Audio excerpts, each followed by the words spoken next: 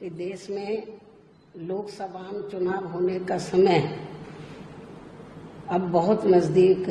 आ गया है, जिसके चलते सत्ताधारी गठबंधन व विपक्षी गठबंधन की अर्थात एनडीए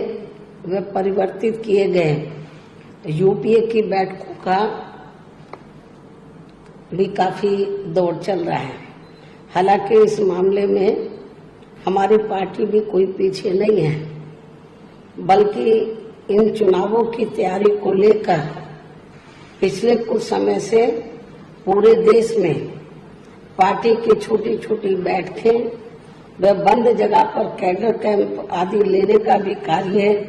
काफी युद्ध स्तर पर चल रहा है।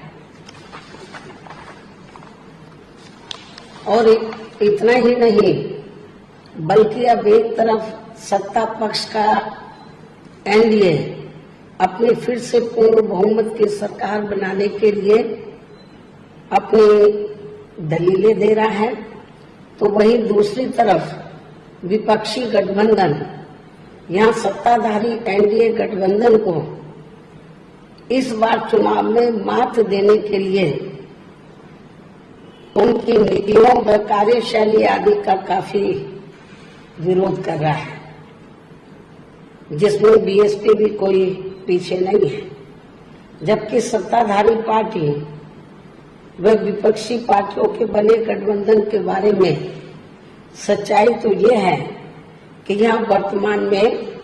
विपक्षी गठबंधन के प्रमुख दल कांग्रेस पार्टी ने आजादी के बाद शुरू में केंद्र व अधिकांश राज्यों में भी अपने लंबे अरसे तक रहे शासनकाल के दौरान अपनी हीन व जातिवादी एवं पूंजीवादी मानसिकता को त्याग कर यदि देश व आम जनहित में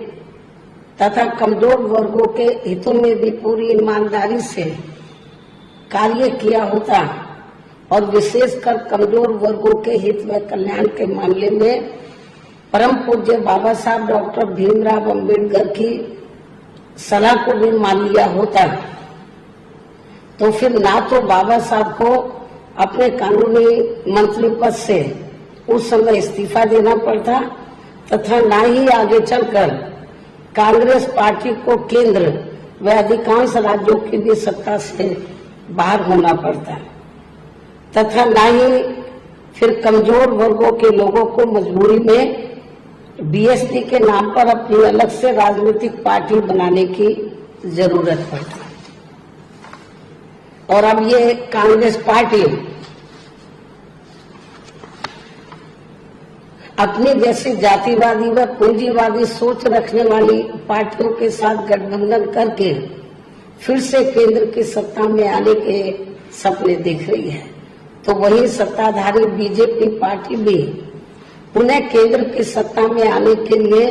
अपने एनडीए गठबंधन को हर मामले में मजबूत बनाने में लगी है।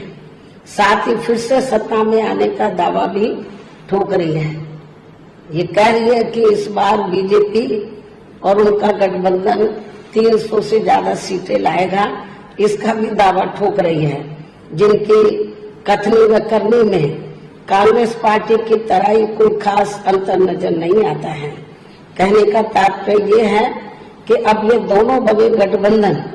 यानी कि एनडीए व परिवर्तित किए गए यूपीए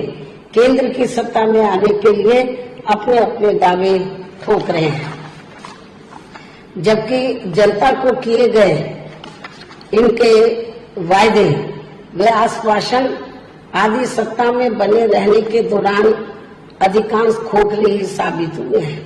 वैसे भी कांग्रेस व बीजेपी एंड कंपनी के बने गठबंधन की अब तक रही सरकार की कार्यशैली यही बताती है कि इनकी नीति, नीयत व सोच सब समाज में से विशेषकर गरीबों, दलितों, आदिवासियों, पिछड़े वर्गों, मुस्लिम एवं अन्य धार्मिक अल्पसंख्यकों के प्रति लगभग एक जैसी ही रही है, क्योंकि इन्होंने सत्ता में रहकर शुरू से इन वर्गों के मामले में अधिकांश कागजी खाना पूर्ति ही की है तथा जमीनी हकीकत में इनके लिए कोई ठोस कार्य नहीं किए हैं। लेकिन जब ये लोग सत्ता से बाहर हो जाते हैं तो तब फिर वे अपने वोट की खातिर इनके हितों में काफी लंबी चौड़ी बातें करते हैं। जैसे कांग्रेस पार्टी का गरीबी हटाओ का व बीजेपी का हर गरीब के खाते में 20 लाख रुपए पहुंचाने को लेकर कही गई ये बातें सत्ता में आने के बाद केवल हवाई व खोखली ही साबित होकर रह गई हैं, जिसकी खास वजह से ही बीएसपी ने सत्ताधारी गठबंधन व विपक्षी गठबंधन से ज्यादातर अपनी दूरी ही बना के रखी है। ऐसी स्थिति में अब इन वर्गों के लोगों को यानी कि कमजोर वर्गों के लोगों को आपसी भाईचारे के आधार पर वे अपना अकेले ही मजबूत गठबंधन बना के या हर मामले में अपनी एकमात्र हितैषी रही पार्टी बीएसपी को ही मजबूती देनी है तथा जिससे फिर यहाँ कोई भी गठबंधन केंद्र व राज्यों के बीच सत्ता में पूरी मजबूती के साथ आसीन न हो सके तथा इसके स्थान पर फिर इनकी मजबूत नहीं बल्कि मजबूर सरकार ही बनेगी। हमारी पार्टी का ये पूरा